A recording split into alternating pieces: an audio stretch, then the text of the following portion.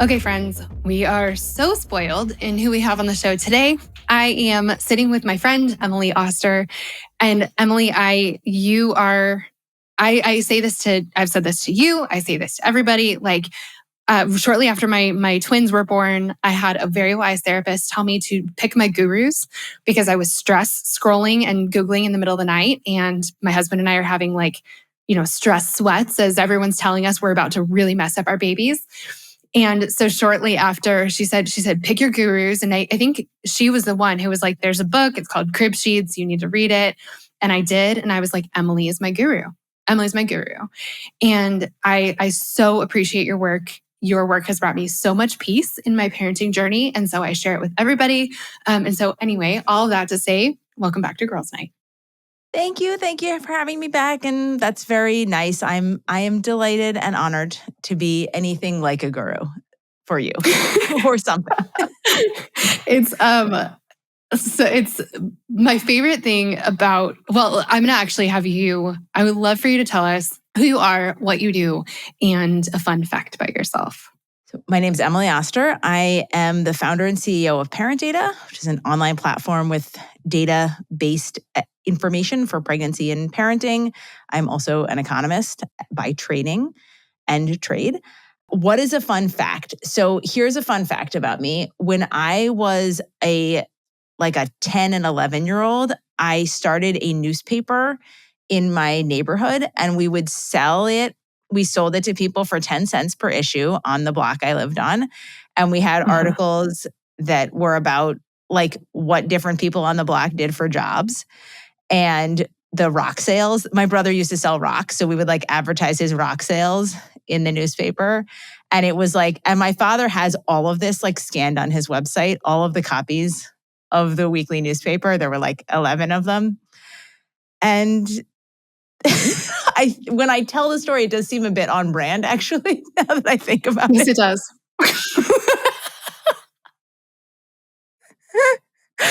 Yeah.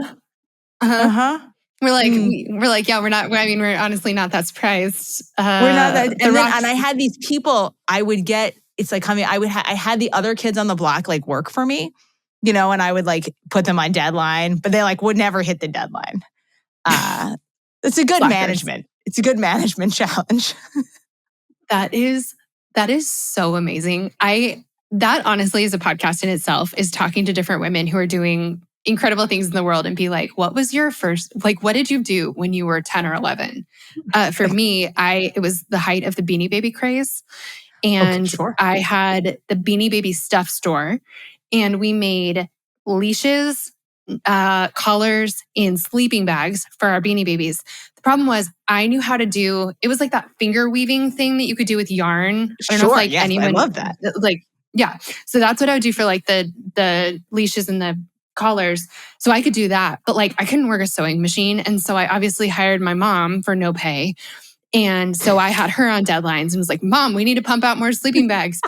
But my shop was popular. And then it was a distraction. So it got shut down. But that Beanie Baby stuff store was I need to know this about everybody now. I would have shot there. Right? Right? Who doesn't need a sleeping bag for their Beanie Baby? That is so amazing. Did the newspaper have a name? I need to know. Yeah. The Everett Street Weekly. Oh, classic. Yeah, really classic. We didn't go any, we went basic. Yeah. Oh, that's so good. That's so good. I love knowing that about you. Emily, you are, I love your take on parenting things, because one of the things that was so stressful, as Carl and I are stress Googling in the middle of the night, is that half of the things that you find will tell you that one way is the exact right way to do something. And then the other half will tell you that the exact opposite is the exact right way. And both tell you that you're a horrible parent and going to mess up your kids forever if you do things this one way, and they disagree. There is so much information out there and so much noise and so many opinions. And that's not even getting into what your mother-in-law thinks or what your mom thinks or what, that's not even getting into all the opinions that you have right there in your life. And the thing that I value so much about your work is that you look at the studies that have been done with a wide lens and you throw out the ones where the studies weren't done well. And then you pick the ones that were, and then you come to a conclusion based on what people have actually found, like truly found out about kids and pregnancy. And it's just, you've like done our homework for us. And I really appreciate that. That is the goal, to make it easier. It's so good. And so today I want to talk about, I would love to hear from you 5-ish of the things that we're sweating as moms that we don't need to be sweating. Like, this is just, the data shows everyone's going to be fine either way. And then I'd love to hear the 5 things that, like, if you're going to sweat something, sweat these things because it actually makes a difference. These are the things that have been the most helpful for me. I'm like, okay, everyone says that there's exactly one right way to potty train. What if I miss the window? And I feel like your work, at least and I don't want to talk too much about it in case this is one of your things, but is like, there's not, like, the window is like not that important. You can stop sweating. And so, I would love to know what not to sweat and what to sweat. Let's start with what moms need to, like, don't need to worry about as much. So let me say first, there are so many more than 5 things in this list of things not to sweat, and probably not more than 5 in the list of things to sweat. So that's good. But let's hit some of the ones that I think are where the disconnect between how much people worry about them and how much they should worry about them is the biggest. Okay. So one for me is starting solids. So in the moment where your kid is like 4 months old to 6 months old, and some people are telling you, you have to start with purees or they'll choke. And some people are telling you, if you don't do baby-led weaning, your child will never like foods and they'll be fat. That's what people are hearing. The pediatrician says one thing or another thing. It doesn't matter. Both are perfectly reasonable ways to start food for your kid. Sometimes people like the idea of baby-led weaning. Sometimes they like the idea of purees. These are both great. People who are fed in these different ways can grow up to be people who have healthy and normal relationships with food. And there really isn't any evidence that one is better than the other in any way at all. Fantastic. Nothing. Okay, we want another one? Let's see. Another one. Second thing is potty training age. So again, a lot of views about windows. This is a place where you get, there's an optimal window. It's if you don't do it at these ages, you won't ever do it. They'll never learn to potty train. You should wait a long time, because if you do it when they're too young, you'll stress them out, and then that will be a problem. In fact, potty training is basically dealer's choice. If you start earlier, it's going to take longer. If you start later, it will take less time on average, but you will have been changing dirty diapers for a longer period of time. And that is kind of just your choice. Like, do you prefer to have a shorter time of potty training and have spent another year changing diapers, or do you want to do it sooner and it'll take a little longer and there'll be more pee on the floor? And that feels like you could choose that. You're not going to mess up your kid in either direction. You might mess up your floors, but that's like a much lower emotional stakes. The question of like, how much pee are you willing to have on your chairs? You can just choose. Mm-hmm. You can just choose. That's it. I thought about this so much. Like, that gave me so much freedom, because the going advice is like, yeah, if you don't, it's like 18 months or something, and you have to notice their interest in potty training. And if you miss it, then it's going to be another 8 months until blah, blah, blah.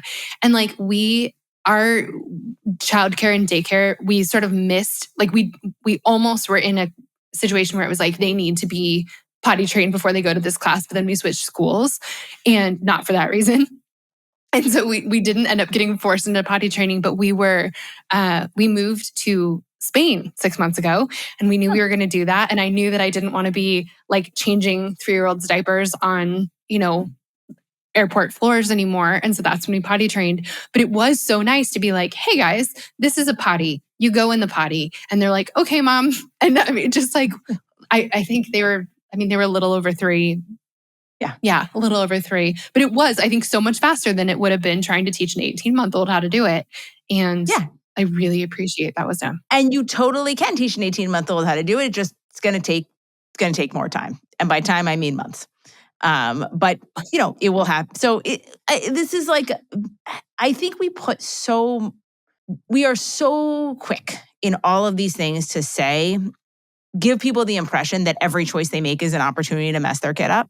And I think that frame is so tough for parents that, every choice you're making, it's not even that there's a way to make the choice well. It's almost like this is just an opportunity to mess it all up, as opposed to, which is a very hard way to interact with the world.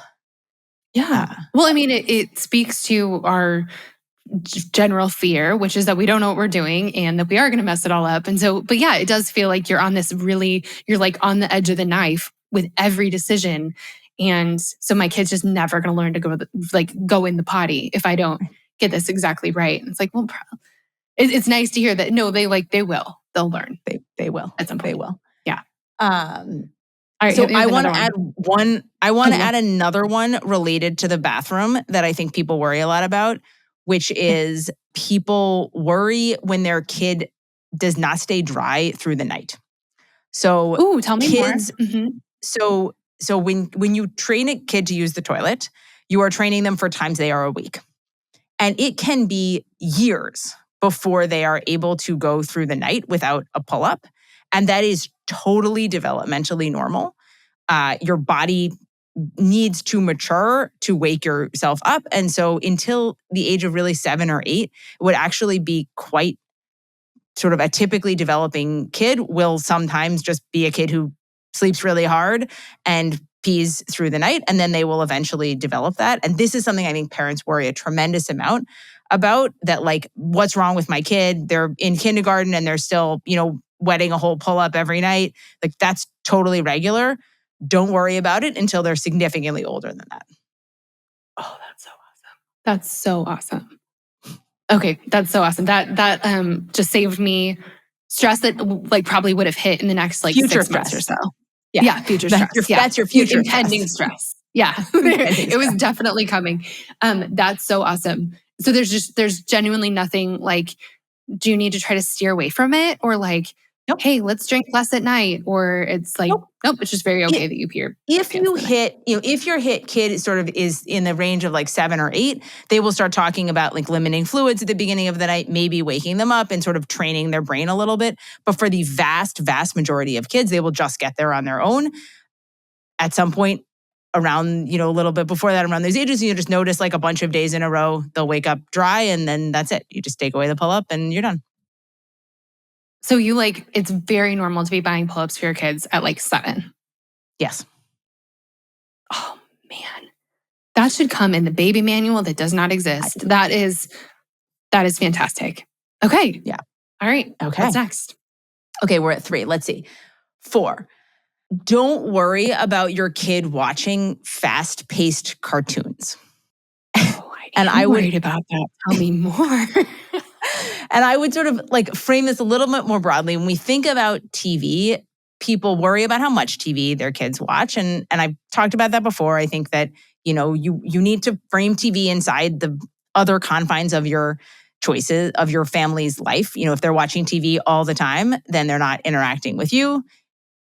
But some amount of TV is completely reasonable. Even people who accept that and are okay, I have a good understanding of the concept of TV, there's still this question of is CoComelon ruining my child? It's moving, and people say it's moving so fast, it's going to. It is true that some cartoons move more quickly than others, but there's no evidence that this causes kids to have ADHD or have other developmental issues. Faster paced cartoons will keep their attention more and sometimes be a little harder to pull them away from because they're better. But this is a long-term problem. There's just no evidence for that. And so if your kid likes to watch CoComelon, that's fine. Are you sure? Because yes. My significant other is very convinced that I don't know where he read, but he's CoComelon is rotting their brains. So there was a person who came out and basically, based on literally nothing, was making these like speculative statements, which appeared all over social media that was like 88, Coco Melon is ruining our children. Even in some of their statement, it was like, well, we don't really know, but like it could be. And it moves so fast. But this is not based on evidence. When I'm picking things, I have more TV questions because that's truly like one of the biggest things we're trying to figure out right now. But when I am picking shows for the girls, I'm really picky about content.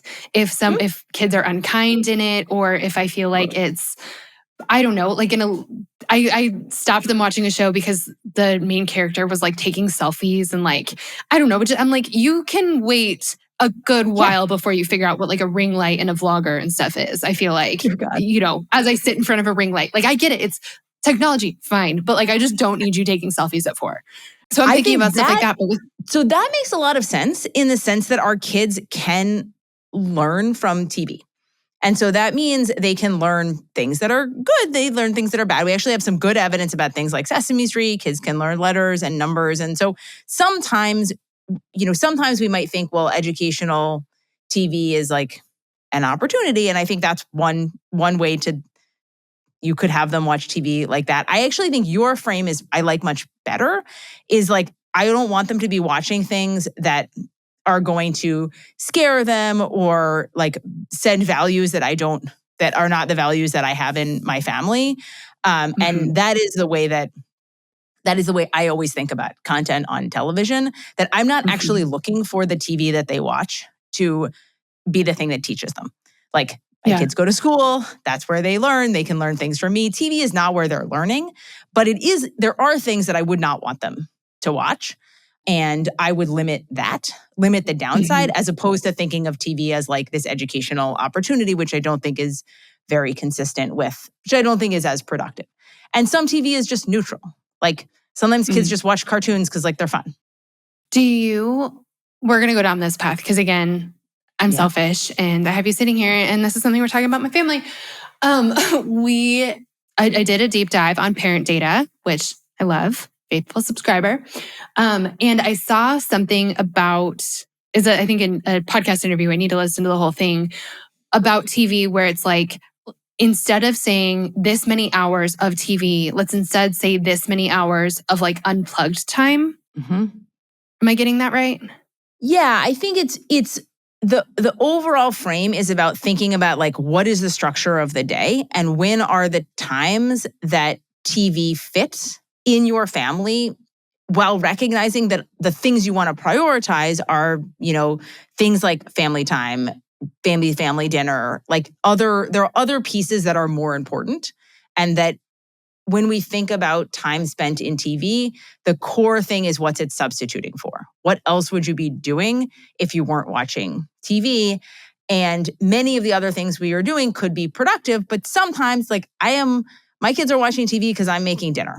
And like, we are all going to be in a much better place if we sit down for dinner and I've had a minute to like, have a glass of water and cook dinner and like, be ready to parent while they are relaxing. Like that's going to make that family time even better.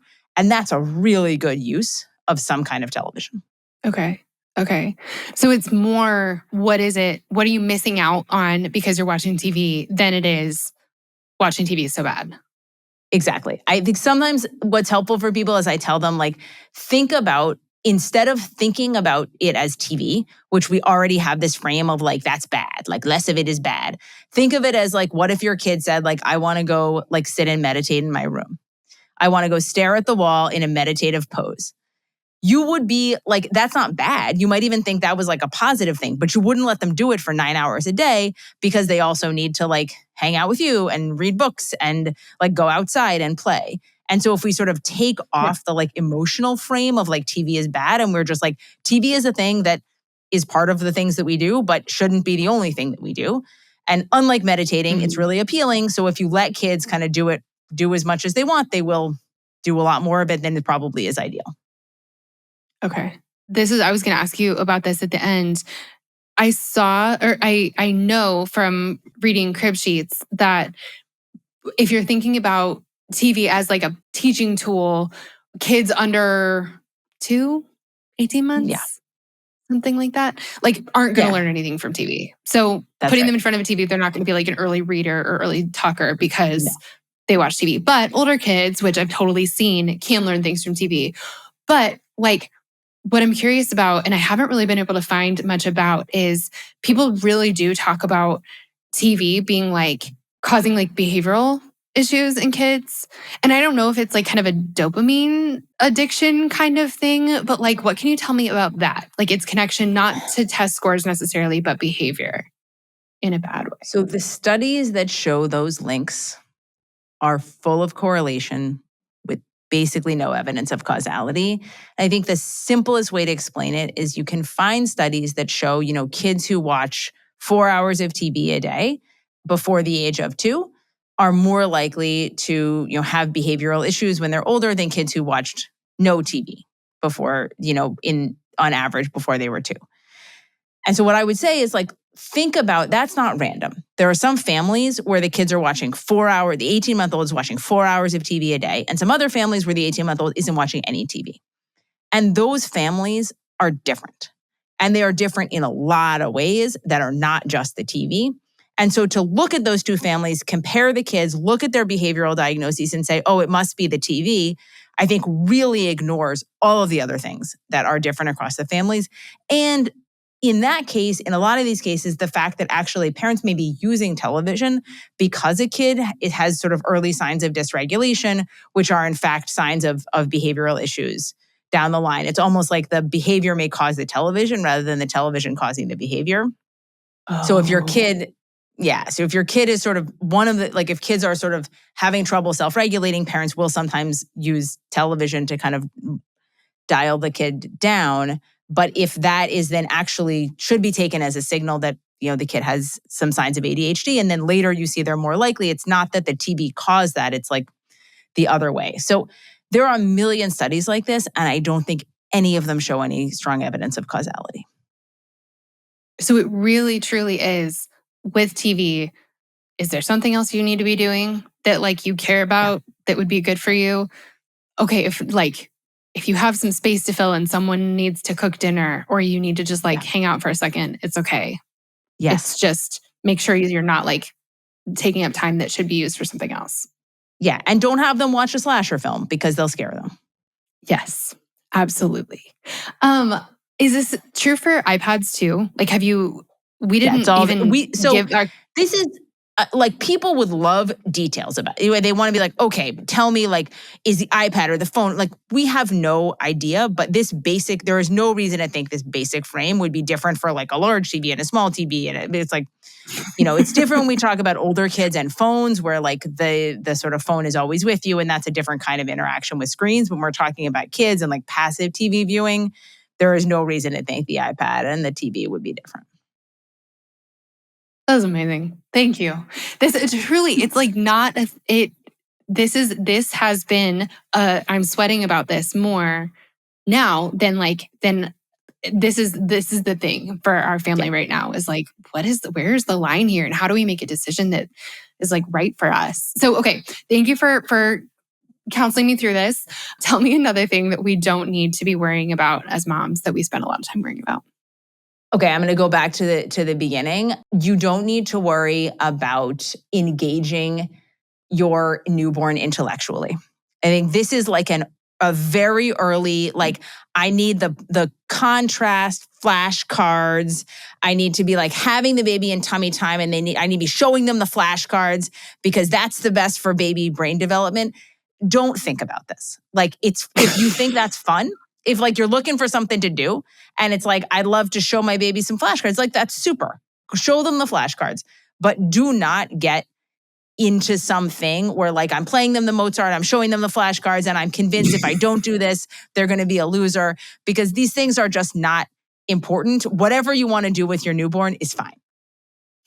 Stop looking into my soul and my past. Did you have I myself was a consumer of the contrast flashcards, 100%. Yes, I absolutely had the contrast flashcards. And also, it is so hard to play with a baby. Like, I remember being like, I'm supposed to be doing super boring. Like, they can do anything. Yeah. Okay. Yeah. They're just lying there. You're putting them on the back, the stomach, then they're eating. It's like, and And so sometimes I would show them a book, right, the flashcards, and that's great, but only if it entertains you. Read something you enjoy. My husband used to read his read academic papers. It's fine. You're sort of entertained. I'm entertained. This is a win for all. We're all enjoying ourselves. That's amazing. That's amazing. Okay. All right. Keep going. Give me another one. Okay, let's go on the other side of the early childhood and say you don't need to worry if your kid is not reading when they enter kindergarten. We've sort of entered a phase with a lot of parents where they start getting anxious that their kid is not that reading in particular has occupied this space in parents' brains that I have to teach my kid this. I have to every kid reads as soon as they are in kindergarten. And I think sometimes I want to back people out and be actually most kids aren't reading fluently until the second grade. And this is actually something you don't have to worry about, and they will learn to read, and it is not a signal of anything in particular. So I like to dial people down on that. Okay. What about, this is something that I spent a lot of time worrying about, and so I know that other people are as well. Let's talk about people staying at home with kids. And then I also want to talk about picking schools. So there are a lot of good configurations of the adult work hours in your household, and people worry that daycare, childcare, outside of home childcare options are worse for their kids than at home, and that is not supported by good data. There are only very small differences. They go in various directions. Kids who spend more time in childcare more sort of school ready. Maybe there are some small differences in behavior that go in the other direction. These all kind of wash out as the kids get a bit older. So the most important thing in a family, the most important consideration when you think about is mom going to work, is dad going to work, who's going to work, is what works for your family. What do you want to do? Do you want to work outside the home? Do you want to be home with your kids? People differ a lot in what they want to do. And that preference is super, super important, far more important than any of these other considerations about what's going to optimize my kid, is just what's going to optimize the family functioning. So it really is not evident. There really is not something that's a kid will be better off if they have X number of hours with their parent. No. I mean, no, there just isn't evidence like that. There's evidence that, high quality childcare is good, and that you want to make sure that, where your kid is, there's somebody who loves them, and that, they have a stable environment. But that is something that you can achieve with a variety of childcare solutions. Okay, what about school? Because it's possible that I have stressed about is this school philosophy better, or is this one better, or is this method better? Public, private. Here in Spain, there are all other options as well. Yeah. This is a hard question because, of course, if you look across schools in the US, you compare public school performance, private school performance. On average, private schools do better on the test scores, which is their kind of standard metric. But there's a lot missing in these analyses. You may not only care about test scores. That may not be the only thing of interest. And of course, the kids who are entering these schools are kind of different in various ways. There's one pretty robust relationship in the data, which is smaller class sizes tend to be better. So if you're kind of looking for what's the one thing you'd want to maybe ask about with the school or think about, it's what's the student to teacher ratio? Because we know from a lot of education stuff that matters. But when you're getting to the philosophy, is it that this philosophy and that philosophy, there's just no evidence that says one philosophy is better than the other, and it almost certainly varies across kids. There are some kids who are going to thrive in a super structured environment with a lot of rules, and some kids for whom that's actually not a great fit. So, school choice is tough. It's really a very, very hard thing in the data. Okay. But there's not overall pick this kind of school, otherwise your kid's gonna not thrive. No, definitely not.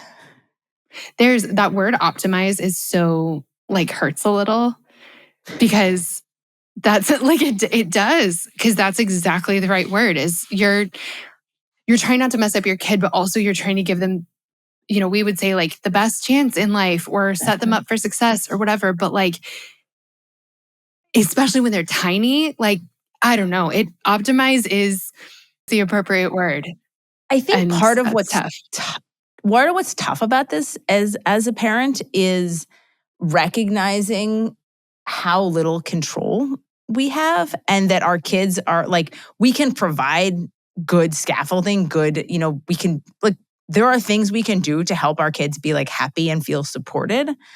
But at the end of the day, there is a limit to a lot of what we can achieve, because our kids are their own people with their own brains and their own things that they like and their own personalities. And like, we can't really shape them. And I don't think we should try, even though we kind of wish we could. I was with some people the other day and somebody asked me, how do I get my kid to be a person who wins the math Olympiad? And I was like, you can't do that. Like, that's not something you're going to be able to achieve. Like, you could have a kid who's good at, like, you train them to be better at math, but you're not going to be able to train them to be the best person in the world in math. Like, either they are or they aren't. And that's not in our control. And that giving up that control, I think, is really hard as a parent. Yeah. Were they trying to train their kid, or are they just wondering, like, is it possible? No, I think it was like more of a how-to question. Oh, okay. Yeah. You're like, no. Okay, so tell me some of the things. So you said there are a million things that we don't need to worry about. Yeah. But you said there's probably less than 5 that we actually do need to worry about. What are those things? Yeah. So one is giving kids a stable home environment with people who love them. And that can be their parents, their caregivers, whatever. But having the kids thrive in a consistent setting in which they like know that their basic needs are going to be met and that someone is there who loves them. So that's like one, probably, if we said like, what is the most important way to prevent the bad outcomes, adverse childhood experiences, it is like the kid knows that every day they're going to come home to like a stable place with enough to eat, and someone who's going to be there to give them love. And if you are doing those things, like, you are like 90% of the way. Like, if you can get to those things, you are 90% of the way, maybe more. And I think that's something people kind of need to hear, because like you are doing that. Like, you are doing those things. Yeah. Those are the important things. Yeah. It's like, my first thought is like, okay, that's so good. Like, I can totally do that. But then I'm also like, but that's also really hard. Like, depending on where you came from, depending on what your marriage is like, depending on what your home life is like, that is not a small task. It's simple, but not a small task. It is not a small task, but it is. And I think in part sometimes what pulls us towards these things, which you get sort of really deep into, that are small things that don't matter, is this feeling of like, like these bigger things are maybe much harder to achieve. But I think if you're going to spend time, probably is on some of those, if there are issues with marriage, which you think are like trying to figure out like, how do we try to work through those or figure out what's going to be best for our family, that's worth your time. Yeah. Okay. Yeah. Okay. What's number 2? Reading to your kids. So this is one of the few individual things that we would say, like, there's pretty good evidence that this helps kids develop language, helps kids develop their own reading skills, is just reading them books. Some books. They like to hear the same book over and over again. You don't have to have infinity books, but having some books around and reading to kids is something that we know helps with various like developmental things. Okay. And Also that's something you can do. That's something you can do. It's fun. It's like a low, can be a low lift. Yeah. Okay. And then I think the last thing I would, maybe have 2 more. One more specific thing is, don't leave your kid unattended around a pool. I realize this seems like a very specific thing, but actually, like, pools are really dangerous. And a lot of people don't recognize that, because we're used to thinking about dangers, which are like sort of seem salient, like kidnapping, but are actually incredibly rare. But like, pools are really dangerous. And even if your kid knows how to swim, they cannot be unsupervised near a pool. Yes. Yes. There's information out there about like different correct ways to teach your kids to swim, or like you shouldn't put floaties on them because then they'll never learn to swim or whatever, like other than supervising them at the pool, is there data to back up one sort of like safety method over another for like the other pieces? So for sort of 2 to 4-year-olds, they can learn to swim. And so sort of swim lessons can teach your kid to swim.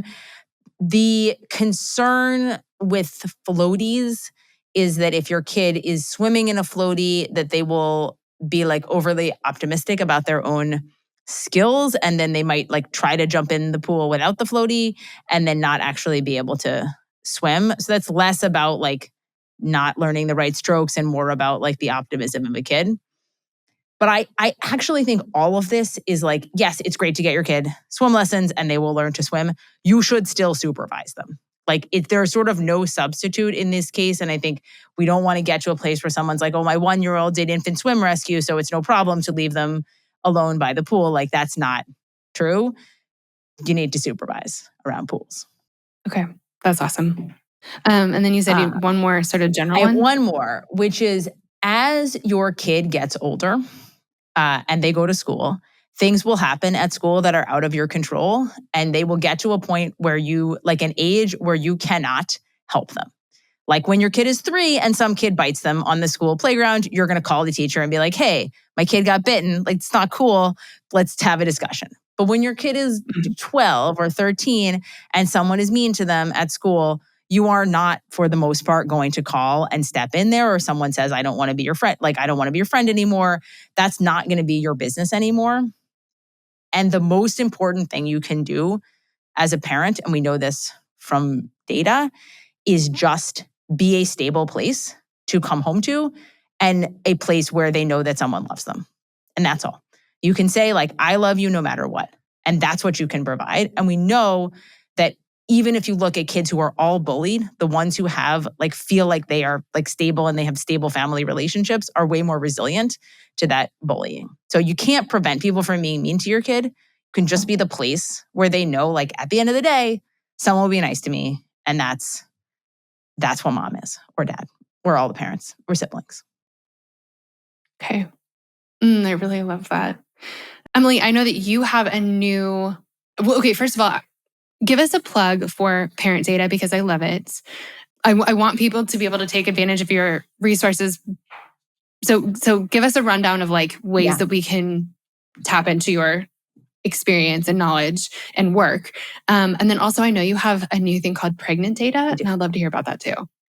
Yeah, so we have several new things. So ParentData is an online platform, and we have a ton of content written by me, written by some other experts about pregnancy, parenting. So most of the stuff we've talked about today, there is content about it. And then there's also content about like the more specific versions of these questions. So, what exactly kind of swim lessons are good? And then we have all kinds of even crazy answers like, I'm a person who loves to swim in icy cold rivers while I'm pregnant. Like, is that okay? So we really cover like a wide gamut of questions, but all with data and evidence.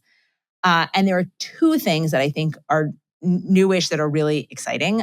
So one is we have a new newsletter called PregnantData, which is a weekly newsletter. You get 2 sends a week. It's time to where you are in your pregnancy. And we're aiming for that feeling like I get something in my inbox and it's like, this is exactly the question I had this week. How do I navigate questions with my doctor? And what are other people asking at this stage? So we've really like tried to design this to kind of be as useful as possible. We also have an entirely new vertical on fertility.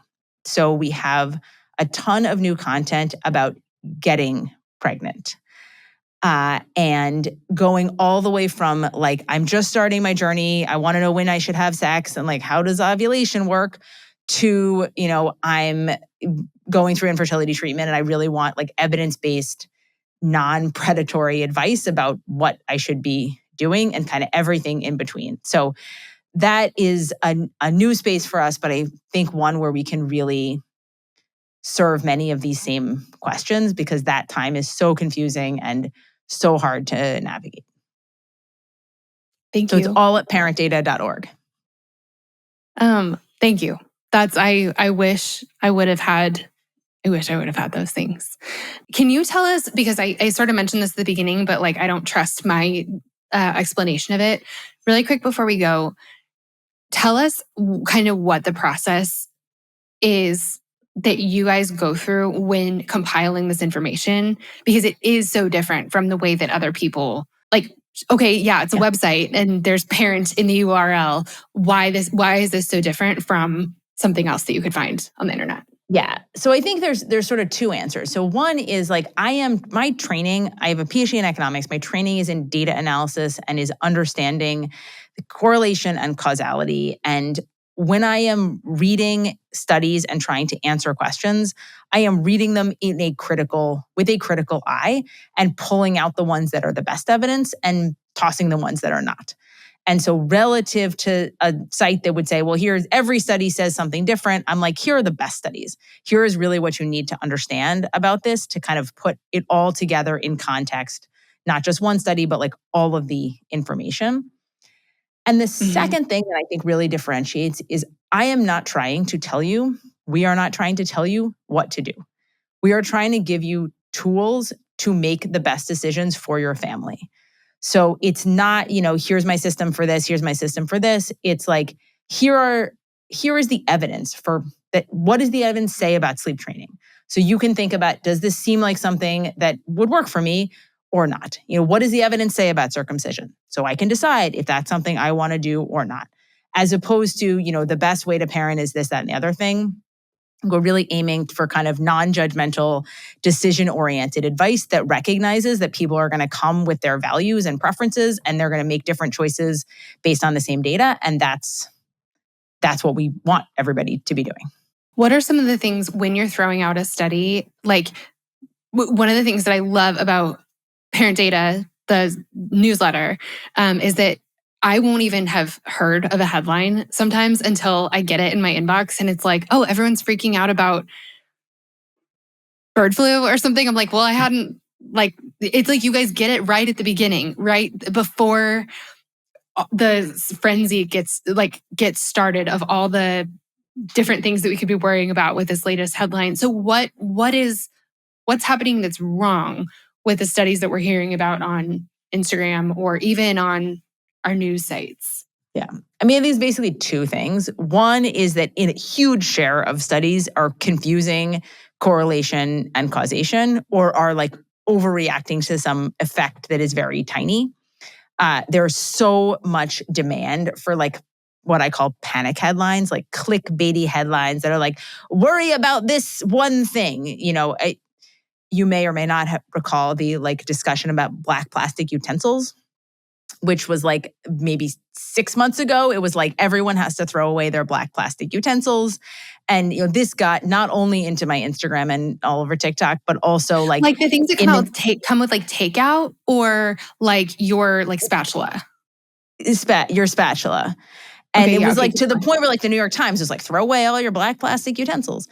And then, it turns out like you dig into that, it's like somebody bought 200 random plastic items in Seattle and 20 of them had a small amount of some chemical in them. And actually the study had a mistake. And so this is sort of like a lot of what I'm trying to do is like tell you not what does the headline say, not even what does the headline of the study say, but like what did they do?